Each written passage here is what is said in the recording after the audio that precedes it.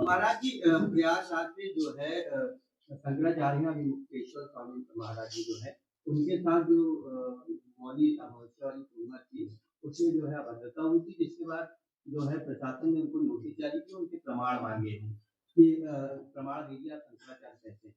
तो इस पर क्या कहेंगे? आप भी एक संत हैं, इस पर क्या? मैं भी धर्माचार्य हूँ, एक अखाड़े का आचार्य महामंडलेश्वर हूँ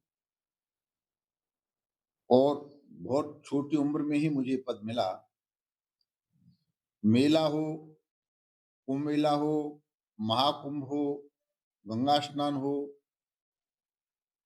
जहां पर भारी भड़कम भीड़ होती है, तो ये प्रशासन की जिम्मेदारी होती है कि सही सलामत वो मेला गुजर जाए, कुंभ गुजर जाए, कहीं कोई घटना न घटे। क्योंकि कोई घटना घटती है तो आप ये लेकर के सीधे फिर प्रशासन पर, सरकार पर हावी हो जाते हैं।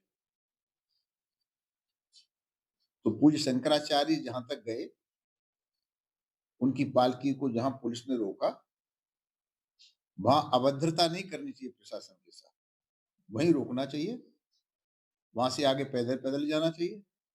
हम लोग भी रथ पर बैठ के जाते हैं, जहां प्रशासन रोक देता है, रुक जाते हैं। तो ये इतना विवाद नहीं बढ़ता। और मैं शंकराचार्य जी का सम्मान करता हूं, पर कई बार उनके विचारों को सुन के लगता है कि वो संत से ज्यादा राजनेता हैं, वो मुझसे भी ज्यादा बोलते हैं और सरकार पर हमलावर रहते हैं। तो अगर ऐसा ही कुछ है तो खुल के राजनीति करनी चाहिए। महाराज के अखिलेश यादव भी उनके पक्ष में आए, उन्होंने कहा कि जो बीजेपी सरकार है वो जो प्रशासनिक अधिकारियों, मैं दोनों हाथ जोड़ के अखिलेश यादव जी से निवेदन करूंगा, इन्हीं शंकराचार्य को तो आपने लाठियों से पिटवाया था, किस लिए पिटवाया था? क्या अखिलेश यादव के पास इस बात का उत्तर है? इन्हीं शंकराचार्य अभिविश्वानंद जी महाराज को आपने लाठियों से वहीं प्रयाग में पिटवाया था। और जहां तक संतों का सम्मान करने की प्रश्न है, तो कम से कम इस पर अखिलेश न बोले।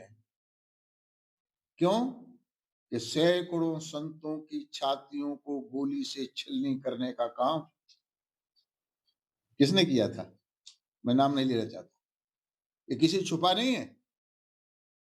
तो कोई और बोले तो बोले, इन्हें बोलने का अधिकार नहीं। महाराज जी नोएडा में जो है एक इंजीनियर की जो है प्रशासनिक लापरवाही से मौत हो गई है, लापरवाह अफसरों के खिलाफ किस तरह की कार्रवाई की?